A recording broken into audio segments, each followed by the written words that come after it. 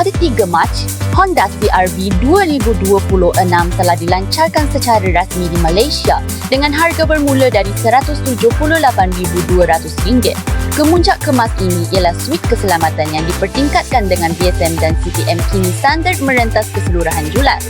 Buat pertama kalinya, penawaran rangkaian kuasa termasuk 2 varian hibrid iaitu A8VA dan A8VRS bersama versi petrol turbo. Suami Ella sedia ada menawarkan gabungan kecekapan bahan api dan prestasi pemanduan yang seimbang.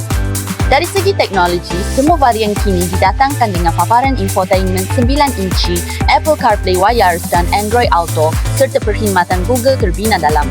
Tambahan baharu termasuk kunci digital dan ciri Honek Yonek yang dipertingkatkan membolehkan kawalan tingkap dan pintu belakang jauh. Secara luaran, kenderaan itu kini didatangkan standard dengan warna tingkap yang dipasang di kilang.